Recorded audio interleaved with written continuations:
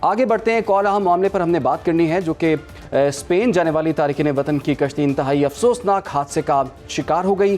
कश्ती में सवार 44 पाकिस्तानियों समेत 50 अफराद जाँ बहक हो गए हैं। तारिकीन वतन के हुकूक के लिए काम करने वाली तंजीम वॉकिंग बॉर्डर्स के मुताबिक मगरबी अफ्रीका से कश्ती के जरिए स्पेन पहुंचने की कोशिश के दौरान 50 तारिकीन वतन डूबकर जाँ बहक हो गए हैं, जबकि कश्ती में सवार 36 अफराद को बचा लिया गया है।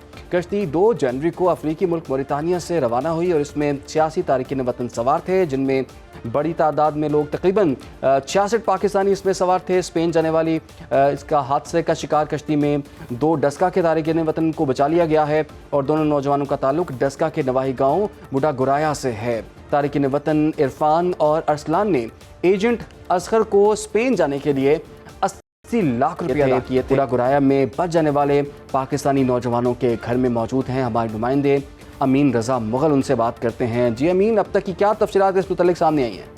जी बिल्कुल, एक और बदकिस्मत कश्ती जो है वो हादसे का शिकार हुई, जो मराकश से स्पेन जाते हुए जो है ना वो हादसे का शिकार हुई। उसमें 44 के करीब पाकिस्तानी सवार थे और जिनमें अक्सर मुतअद्दिद की हलाकतों की भी इतलात आ रही हैं, कुछ जिंदा भी बच गए हैं।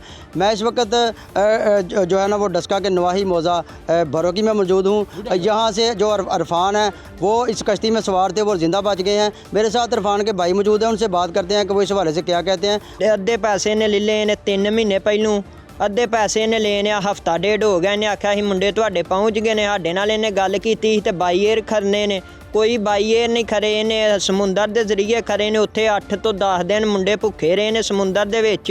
वो किसे बंदे वेखे ने ते फरे गए ने, कल फरे गए ने। उन्हां जो कुछ मौफूत हो गए ने, कुछ रह गए ने। ते असीं गुजारिश करने आ ते ये जेहड़ा ना सानू ਇਹਦਾ इंसाफ मिलना चाहिए, साढ़े पैसे भी वापस होन ते जेरा इन्हों उत्ते कानूनी कार्रवाई भी की जाए। का ये भी कहना है कि एजेंट जो इंसानी स्मगलर हैं उनके खिलाफ भी ऐसी कार्रवाई कानूनी की जाए कि आए रोज़ जो इस तरह के हादसा रूनमा होते हैं उनसे बचा जा सके। जी ठीक है, बहुत शुक्रिया अमीन रजा मुगल, हमें आगाह कर रहे थे। इंसानी स्मगलर्स ने मजीद रकम ना देने पर कश्ती में सवार नौजवानों को कत्ल भी किया और FIA हुकाम के मुताबिक इंसानी स्मगलर्स ने समंदर में कश्ती रोक कर मजीद पैसों का तकाजा किया और रकम ना देने पर तशद्दुद का निशाना भी बनाते रहे।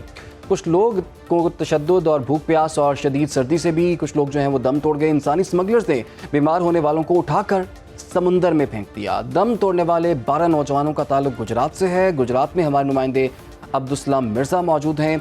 अब्दुलसलाम मिर्ज़ा, बताइएगा ये इतनी बड़ी तादाद में लोग किस तरह से गुजरात से स्पेन के लिए रवाना हुए, कौन कौन इसमें इन्वॉल्व है और अब तक की क्या डिटेल्स हैं यहाँ की?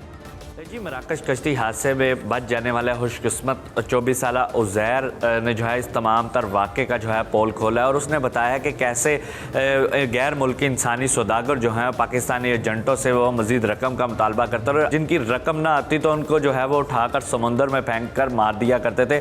मेरे साथ तो इस वक्त उज़ैर के दोस्त मौजूद है जिनसे उनका रब्ता हुआ। जी बताइएगा, क्या उज़ैर ने आपसे बात की, पहले क्या बात हुई आपकी? उसने बताया कि मराकश और कश्ती में जो सवार थे नौजवान 65 उनकी तादाद थी जी, वो रकम का मुतालबा करते थे। रकम ना मिलने की सूरत पर वो खंजर और हथौड़ों के साथ उनको कत्ल करके समंदर में फेंक दिया करते थे। तो ज़ैर कब निकला था वहाँ से, आखिरी दफ़ा क्या बात हुई थी, वो क्यों गया था पाकिस्तान? जी, वो गरीबी और से तंग आकर घर के हालात दुरुस्त करने के लिए वो गए थे सारे दोस्त और ये वाक़या पेश आ गया।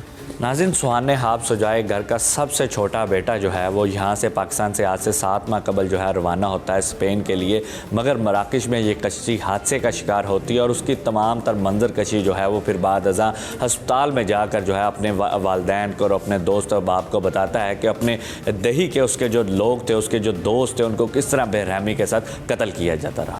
बहुत शुक्रिया अब्दुलसतार मिर्ज़ा, हमें आगाह कर रहे थे और आपने ये सूरत हाल देखी किस तरह से लोग यहाँ से रवाना होते हैं, कौन एजेंट इनको अपने बहकावे में लेकर आता है। वो ठीक ठाक रकम 80 लाख रुपए उनको अदा भी किए गए।